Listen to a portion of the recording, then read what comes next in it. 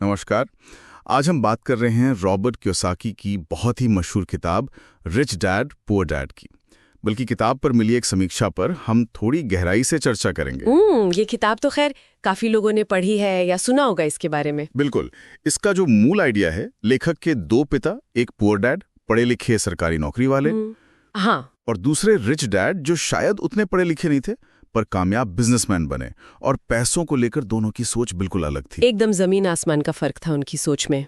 तो आज देखते हैं कि समीक्षा में मतलब इस किताब के बारे में क्या खास बातें उजागर हुई हैं। ठीक है, तो देखिए, समीक्षा का एक बहुत अहम पॉइंट ये है जो मुझे लगता है काफी रिलेटेबल है कि हमारा जो स्कूल कॉलेज का सिस्टम है, हाँ, वो हमें नौकरी के लिए तो तैयार करता है, अच्छी जॉब कैसी मिले ये सब, पर पैसा मैनेज कैसे करना है, पैसे को संभालना, हाँ, वो नहीं सिखाता।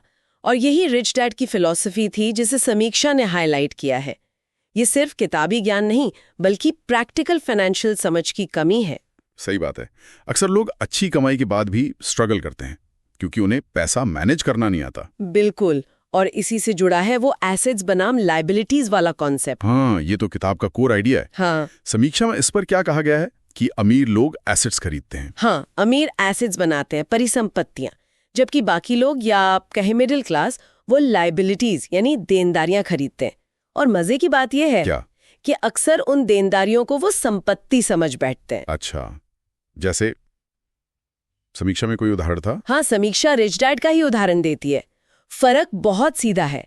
एसेट वो है जो आपकी जेब में पैसा डाले, लायबिलिटी वो है जो आपकी जेब से पैसा निकाले। ठीक है। और दिलचस्प बात यह है, समीक्षा इशारा करती है कियोसाकी के हिसाब से आपका अपना महंगा घर भी एक लायबिलिटी हो सकता है। अरे, घर? वो कैसे? अपना घर तो सबसे बड़ा एसेट मानते हैं लोग। हाँ, मानते हैं, लेकिन सोचिए उसकी ईएमआई, प्रॉपर्टी टैक्स, मेंटेनेंस, ये सब लगातार आपकी जेब से पैसा निकाल रहे हैं ना। हाँ, ये तो है। तो रिच डैड के अनुसार वो लायबिलिटी है। एसेट वो होगा जो इनकम जनरेट करे, जैसे किराए पर दिया हुआ घर या स्टॉक जिससे डिविडेंड आ रहा हो, या कोई साइड बिजनेस। ये तो सोचने का नजरिया बिल्कुल बदल देता है। मतलब चीजें खरीदना नहीं बल्कि इनकम बनाने वाली चीजें खरीदना। एग्जैक्टली। और यहीं से वो दूसरा पॉइंट आता है, पैसे के लिए काम मत करो, पैसे को अपने लिए काम पर लगाओ। हाँ, ये भी एक फेमस लाइन है किताब की। सुनने में तो बहुत अच्छा लगता है, पर प्रैक्टिकली कैसे? समीक्षा क्या कहती है इस पर? समीक्षा इसे देखती है सिर्फ सैलरी पर टिके रहने वाली मानसिकता से बाहर निकलने के तरीके के तौर पर। मतलब सिर्फ नौकरी करके तनख्वाह पाना काफी नहीं है। ओके। बात है अपनी आय के और स्रोत बनाने की, निवेश करना, बिजनेस खड़ा करना, जिससे पैसा आपके लिए काम करे जब आप सो रहे हो तब भी। और यहीं पर शायद वो रिस्क वाली बात भी आती होगी, क्योंकि निवेश या बिजनेस में तो रिस्क होता है। बिल्कुल। समीक्षा कहती है कि रिच डैड जोखिम से डरने को नहीं कहते थे, वो कहते थे जोखिम को समझो और उसे मैनेज करो। ये वित्तीय नियंत्रण का हिस्सा है। जोखिम, ये शब्द ही डरा देता है कई लोगों को। समीक्षा में इस डर से निपटने पर कुछ है? हाँ, समीक्षा इस बात पर जोर देती है कि रिच डैड का मतलब आंख बंद करके कूद पड़ना नहीं था। वो कैलकुलेटेड रिस्क की बात करते थे, मतलब सोच समझकर उठाया गया जोखिम। सोचा समझा जोखिम। हाँ, जैसे कोई बिजनेस शुरू करने से पहले पूरी रिसर्च करना, मार्केट समझना, फायदे नुकसान देखना, फिर फैसला लेना। ये जुआ नहीं है। समझ गया।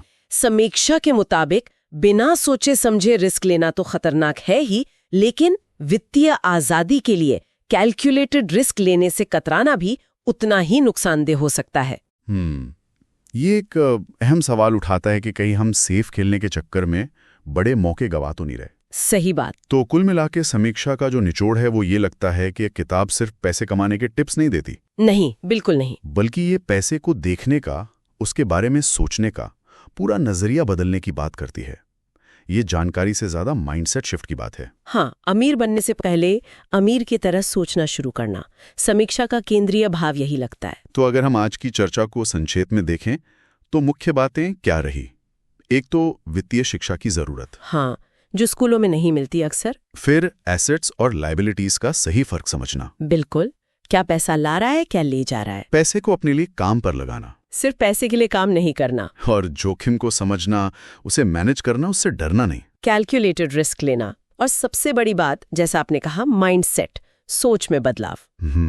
समीक्षा यही कहती है कि किताब आपको अपनी वित्तीय आदतों पर, अपनी सोच पर सवाल उठाने पर मजबूर करती है। सही है। तो इन सब बातों की रोशनी में एक सवाल शायद सोचने लायक है कि आज कोई व्यक्ति अपनी रोजमर्रा की लाइफ में अपनी चीजों को, चाहे कार हो, फोन हो या घर, उसे एसेट या लायबिलिटी की नजर से कैसे देखना शुरू कर सकता है। शायद वो पहला छोटा कदम हो सकता है इस सोच को बदलने का। अपनी खरीदी हुई हर चीज पर यह सवाल पूछना, ये मेरे जेब में पैसा डाल रही हैं या निकाल रही हैं। वाकई एक बहुत ही प्रैक्टिकल सवाल है अपने आप से पूछने के लिए। इसी विचार के साथ आज की ये बातचीत यहीं खत्म करते हैं। बिल्कुल।